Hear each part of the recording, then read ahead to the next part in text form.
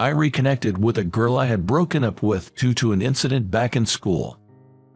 But when I met her again, there was a scar on her face. Reconnecting with her, despite the scar, changed my life dramatically. I, Mason Moore, at the age of 28, was dumped by my fiancée 6 months ago. Even though we were in the midst of wedding preparations, she broke off our engagement. The reason was my fiancée Camilla's infidelity. But I don't know if you can call it infidelity, since she said, "My love for him is real." During our talks, my fiancée was sobbing. "Do you really love me? I don't feel any love from you, Mason." I couldn't respond to Camilla, who said this. I thought I loved Camilla. But even when I found out about her infidelity, or when our engagement was broken off, I didn't cry or cling to her. I was never so shocked that I couldn't get food down my throat. I had decided to get married just because I thought it was about time, given my age. When Camilla broke up with me, all I said was a few short words. "I understand. Please take care of the compensation and the wedding cancellation fee." Upon hearing that, Camilla threw a glass of water at me and yelled, "You're the worst, trash, inhuman." But I was the one who got dumped, right? I almost said that, but I stopped myself, as it would only add fuel to the fire. I've had other lovers besides that fiancé, but they were all pretty much the same. "You don't really love me, do you? Do you even want to be in a relationship?"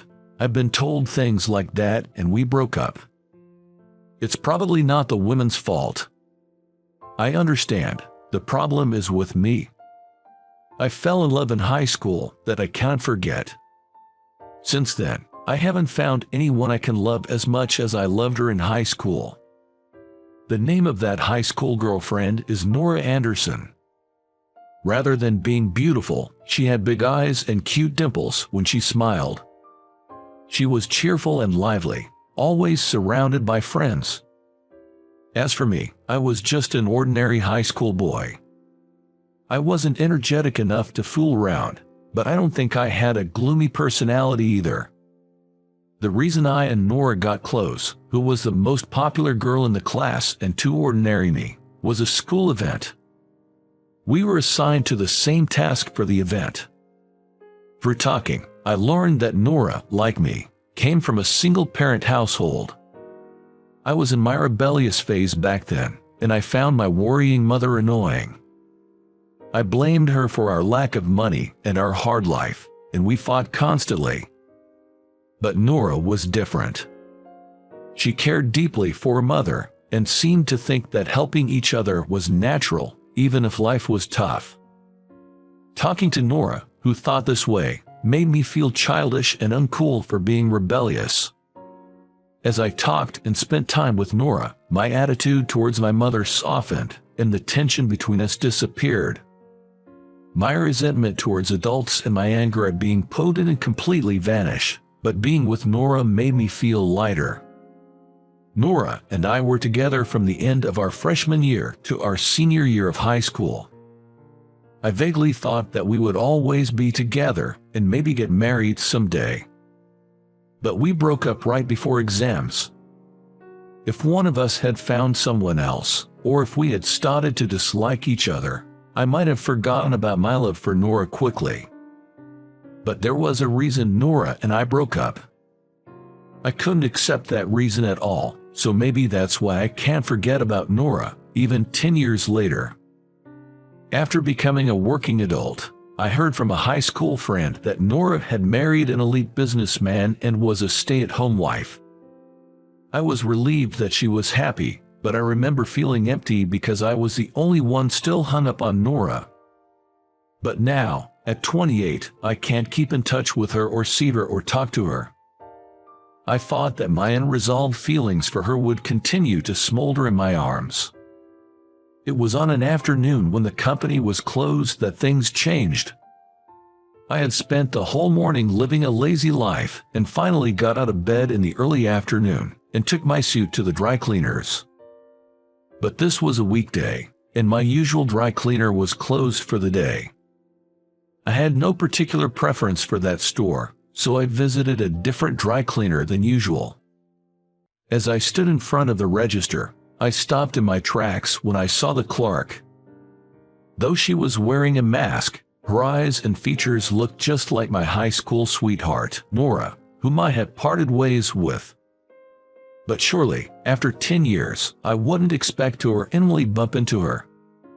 I assumed that I had only thought it was Nora because I had been reminiscing about our high school days and saw a woman who resembled her. But then I saw Nora's name clearly written on her name tag. Our eyes met, and I was sure. "Nora, is that you?" Nora nodded slightly in response to my question. Even with her mask on, I could see her eyes narrowing as she smiled. "Mason, long time no see." Her laughter and voice were unmistakably Nora's. My unforgettable first love. But Nora still had the same last name as in high school. And there was no ring on her left hand. But I knew that subtly asking "Did you get divorced?" would be incredibly rude. "Nora, what are you doing here?" "I work here, dry cleaning. Can I take it?" Realizing I had been staring at Nora, holding onto my suit, I finally handed it over. Nora took the suit and processed it. All the while, she carried the conversation for me, who couldn't say a word. "Nice suit. You must work for a great company. Wow, Mason, you've grown up." "Nah, I'm just a regular office worker." "You live around here?" "I'm about a 10-minute walk away. I live nearby too." Talking to Nora for the first time in 10 years was a bit nerve-wracking. Though her appearance was that of a mature and beautiful woman, her way of speaking was as bright and lively as during our student days. That's what I had loved about her. I wanted to ask her various things, but unfortunately, another customer arrived. I was just a customer at a dry cleaning place. I had to leave without getting in Nora's way. But noticing my downcast expression, Nora waved to me and said, "The reunion, you coming?" I wasn't planning to go, but I heard our old teacher is retiring, so I think I should go since he helped me out so much. I immediately jumped at the opportunity. I had initially planned to skip the reunion, but my close friends had insisted that I come this time, so I reluctantly agreed. "I'm going to the reunion too." At the sound of my loud voice, Nora chuckled. "Then, let's talk more at that time." I nodded and quickly left the dry cleaner. I had heard that Nora hadn't attended the reunions before, and even this time, the organizer said she would be absent. I had given up on ever seeing her again, but I was overjoyed at the prospect of meeting and talking to her again. The day of the reunion arrived, and Nora came to the venue, still wearing a mask. I had thought she might have had a cold when I saw her at the dry cleaner, but I wondered why she was still wearing a mask this day. I was watching Nora from a distance, but she noticed me looking and waved at me.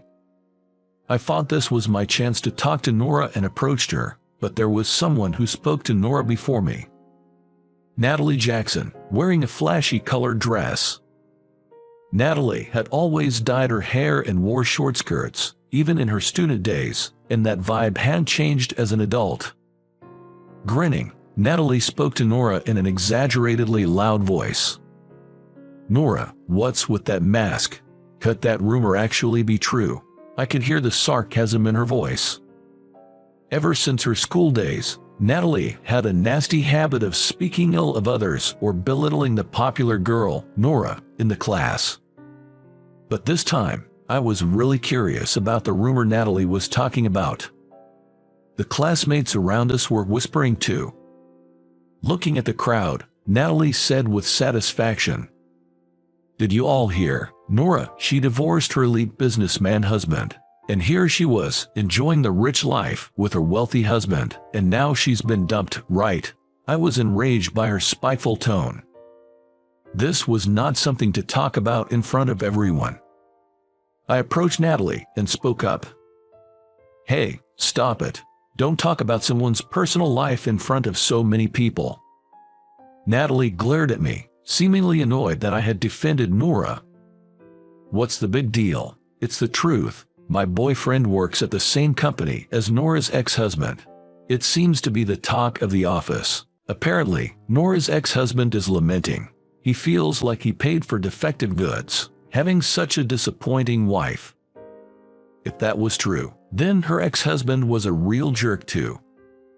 No matter the reason for the divorce, spreading it around the company and among acquaintances is just wrong. Divorced and broke, living in poverty, what's with that mask? Can't afford makeup. Saying this, Natalie forcibly removed Nora's mask. Stop it. Nora tried to turn away, but it was too late. Natalie had taken off her mask. But the next moment, silence enveloped the room. Even Natalie, the person who had taken off the mask, was at a loss for words, looking beneath Nora's mask. There was a large scar running from Nora's cheek to rear, a thin and long cut. Elongated scar like a cut. Whether it was due to time or makeup, the scar had blended in with her skin color. But it couldn't be completely hidden. What's with that scar? It's disgusting. Hearing Natalie's murmur, the people around didn't openly raise their voices, but they were clearly disturbed. I couldn't bear it, so I grabbed Nora's hand and took her to the balcony. When we reached the empty balcony, Nora looked at me and said, "Thank you." Honestly, it was uncomfortable being in that room, but I guess everyone would be shocked to see such a scar. Nora said this as she put her mask back on. It didn't suit Nora to say such a thing in a self-deprecating way, and it made me a little sad. "Can I ask about that scar? You don't have to tell me if you don't want to." Nora then told me about her married life. The man she married became abusive after they were wed. It was a daily occurrence for him to say things that would put Nora down, and it seems that she was constantly being told things that would negate her character. But Nora endured it for years. Having only a high school education and being a full-time housewife, she was worried about her financial independence. During this time, her mother's illness worsened and she collapsed. Though her mother was dependent on her boyfriend and seemed helpless when Nora was in high school, Nora's mother had turned her life around after becoming ill. She had worked hard, and together they supported each other. But even after being hospitalized, her condition didn't improve, and she passed away. "I'm sorry for all the trouble until now, but I want you to be happy." Those were Nora's mother's last words. Hearing them, Nora decided to divorce. Her mother's wish for her happiness gave her the push she needed. The scar was inflicted by her husband when she brought up the divorce. Thinking about all of Nora's hardships made me incredibly sad. But seeing me like that, Nora lightly tapped my back. "Don't look so down. I'm happy to be free now that I'm divorced. Just like Mom wanted, I'm looking for happiness. I don't have the courage yet, but I have a goal to someday take off this mask and walk proudly." Seeing that intense look in Nora's eyes, I remembered the time we parted ways in high school. Nora's mom was the type who depended on her boyfriend. Nora always came second to her, and she often ended up giving her money to men. But Nora managed her mother's earnings and even worked part-time jobs, trying hard to save up for college application fees. However, just before the exams, she found out that her mother had spent the money meant for the exams. At about the same time, her mother's illness was discovered, and Nora's mom was dumped by the boyfriend she had been financially supporting. Despite having such a terrible mother, Nora said she would give up on her exams and work to support her mother. Of course, I was totally against it. "That mother of yours is awful, just leave her." I remember saying that. I thought she should just leave her mother, live alone, save some money, and go to college, even if she had to take out student loans. But Nora didn't abandon her mother. "She's my only family," she said. I understood how Nora felt, but I just couldn't agree with her. Looking back, I realized how childish I was. I was so dazzled by Nora's efforts to support her family, and felt so inferior because I couldn't do anything, that Nora and I grew apart. And we eventually broke up. As my high school memories faded, the 28-year-old Nora in front of me took off her mask. A scar was revealed under the mask. Under the mask, it's quite something, isn't it? I looked back into Nora's eyes firmly. Yeah, but this here is even more amazing, I said, pointing to Nora's heart. You're still as strong as you were in school, if not stronger. You've supported your family, found the courage to escape from violence, and you're still looking forward even though you've been hurt. Nora smiled, looking a little shy at my words. Thank you, but you're the same, aren't you, Mason? I didn't understand what Nora meant, so I waited for her next words. You were cool even back in school, Mason. Remember when you defended me from my friends when they teased me about my mom? And just now, you were the only one to take me away when people were talking about my scar. You have always been kind, Mason. It was the first time I realized that there was kindness in me. I had thought of myself as an indecisive guy who was neither serious about work nor love. I never even considered that I could be kind to others. I remember when we were dating in school, we used to hold hands a lot. Do you remember? Of course, I remembered. Nora and I used to share our anxieties and little joys and happiness by holding hands. I gently held Nora's hand. Her hand was just as small and white as it had been 10 years ago. I almost cried at the warmth I felt after 10 years, but I held back. I told my current situation to Nora, holding her hand. That I couldn't get serious about love or work. That I was living without any goals. That's why my engagement was called off. I wasn't looking for advice or comfort. I just wanted Nora to listen. I wanted her to know who I am now, even if it meant only exposing my pathetic self. After listening, Nora smiled a little.